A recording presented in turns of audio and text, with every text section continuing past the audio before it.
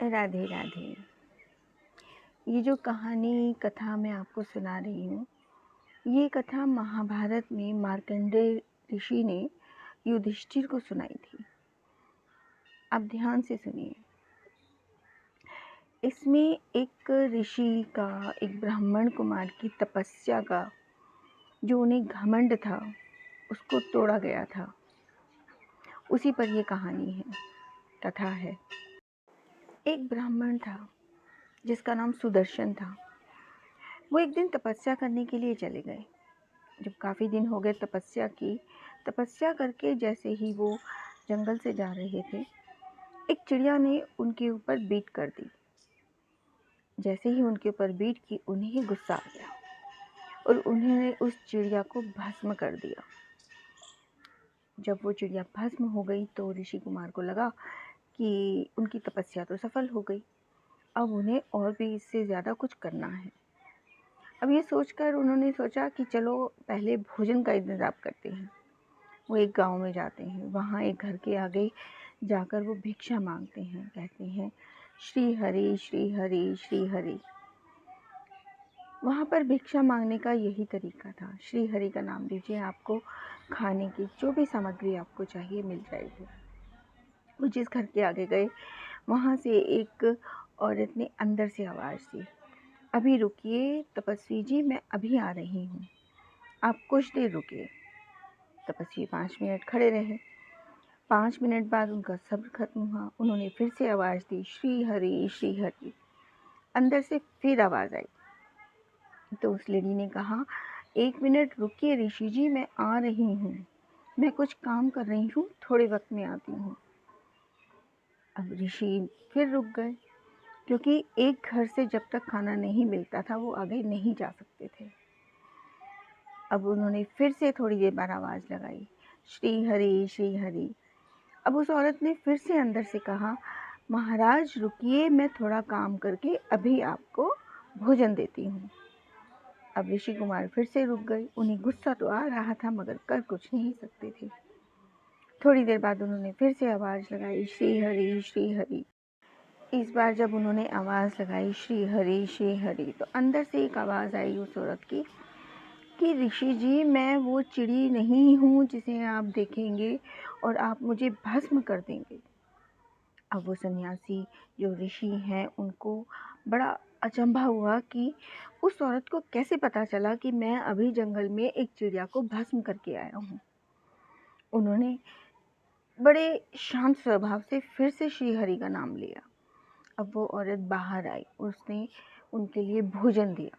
अब वो भोजन लेने से पहले उन संत ऋषि ने उस औरत से पूछा कि आपको ये कैसे पता चला कि मैं अभी जंगल से एक चिड़िया को मार के आ रहा हूँ, भस्म करके आ रहा हूँ। अब उस औरत ने कहा कि अगर आपको ये जानना है तो आपको थोड़ा इंतज़ार करना पड़ेगा।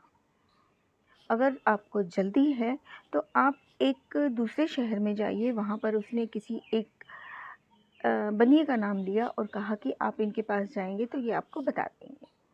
अब संत को तो बहुत जल्दी थी, वो चल पड़े उस बनिए के पास। उस बनिए के पास पहुँचते पहुँचते शाम हो गई। अब शाम हो गई तो बनिए के पास बैठे तो बनिया वहाँ पर अपना काम कर रहा था। अब महाराज जी बार बार उनसे कहते कि मुझे बताइए कि क्या बात है, कि आपको कैसे पता चला कि मैंने जंगल में चिड़िया को मार दिया। अब बनिए ने कहा, मैं तो अभी बहुत बिज़ी हूँ, अगर आपको जल्दी सुनना है तो आप दूसरे शहर जाइए, वहाँ पर उसने किसी का नाम लिया और वो वहाँ पर जाकर उनसे पूछ सकते हैं। अब महात्मा को तो जल्दी थी, वो वहाँ से भी चल पड़े। अब वो जब दूसरे शहर में पहुँचे तो वहाँ पर वो जो आदमी था वो मांस काटने का काम करता था। मांस काटते हुए देखकर उनको बड़ी घृणा सी हुई, लेकिन फिर भी कर क्या सकते थे, उन्हें पूछना था। अब वो भी अपना काम कर रहा था। जब सन्यासी ने उनसे कहा कि मुझे बताइए कि आपको कैसे पता चला, तो उसने कहा, अगर आपको जल्दी है तो आप किसी और के पास जा सकते हैं, मैं किसी और का नाम आपको बता दूंगा, लेकिन अगर आपको मुझसे पूछना है तो आपको थोड़ा इंतज़ार करना पड़ेगा। अब सन्यासी क्या कर सकते थे, वो 2 बार वहाँ से जा चुके थे, कई बार उनका बहुत टाइम ख़राब हो गया था। उन्होंने कहा, नहीं, अब तो मैं इसी से ही पूछ के जाऊँगा।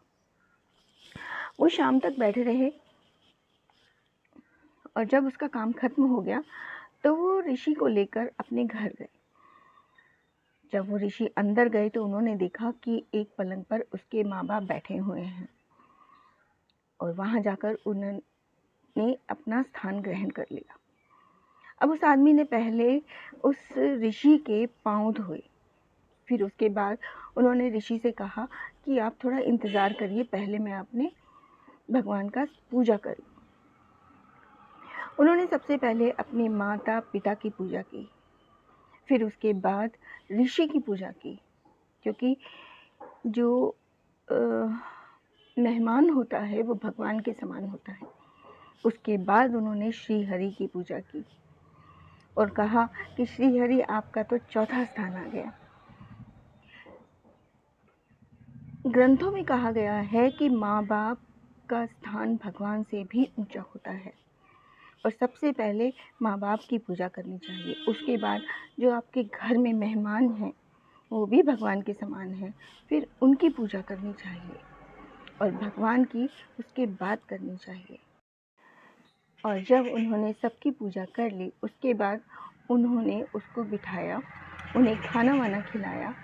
तब ऋषि ने उनसे पूछा कि बताइए कि आपको कैसे पता चला कि मैंने वहाँ पर चिड़िया को भस्म किया है। तब उन्होंने जवाब दिया कि मैं अपने माता पिता को, अपने मेहमान को, हर किसी को भगवान के समान समझता हूँ और किसी का काम कोई छोटा नहीं होता, सब बड़ा होता है। अब ऋषि उनसे कहते हैं तुम इतने ज्ञानी हो, इतने ज्ञाता हो, तुम्हें इतना ज्ञान है, फिर तुम ये बेकार का काम क्यों करते हो, मांस काटने का। तो उसने जवाब दिया कि ये काम मेरे माता पिता बहुत सालों से कर रहे हैं और उनके माता पिता उससे सालों से। कोई भी काम छोटा या बड़ा नहीं होता। आपको ज्ञान चाहिए, आप घर में रह के अपना काम करते हुए भगवान को भी याद कर सकते हो और आपको ज्ञान भी मिल सकता है। आप तपस्या करके ज्ञान प्राप्त करते हैं और फिर उस तपस्या का जो घमंड होता है उसमें चूर होकर आप किसी एक छोटी सी चिड़िया को भस्म कर सकते हैं। क्या वो तपस्या है? क्या वो पूजा पाठ है? नहीं। अगर आपको तपस्या करनी है तो अपने माता पिता की सेवा कीजिए। जो आपके घर में मेहमान आए उसे भगवान के समान सादर सत्कार कीजिए, उसे खाना परोसिए, उसका आदर सम्मान कीजिए। वही सबसे बड़ी तपस्या है। जैसे ही उसने उसकी बात सुनी ऋषि की आंखें खुल गई। उनका जो घमंड था वो अब चूर चूर हो गया था। जो उन्होंने इतने सालों से तपस्या की थी उसका कोई अर्थ नहीं रह गया था। इसीलिए कहते हैं कि जो माँ बाप हैं वही भगवान के समान है। आप जो भी काम करते हैं वो ना छोटा है ना बड़ा है, आपकी रोजी रोटी का साधन है। उस काम को करने में क्या शर्म। जो आपको खाना दे, भोजन दे, आपको इज्जत दे। काम कोई भी छोटा या बड़ा नहीं होता। हाँ, बस किसी भी चीज़ के लिए आप अपना घमंड मत कीजिए। किसी के लिए आप इतना वो मत होइए कि आपको लगे कि आप सबसे अच्छे हैं, सर्वश्रेष्ठ हैं। नहीं, सभी श्रेष्ठ हैं, सभी अच्छे हैं। इसीलिए कभी भी घमंड मत कीजिए और अपने किसी भी काम के लिए शर्म मत कीजिए। ऋषि उसकी बातों से सुनकर संतुष्ट हो गया और जो उनका घमंड था वो खत्म हो गया। राधे राधे।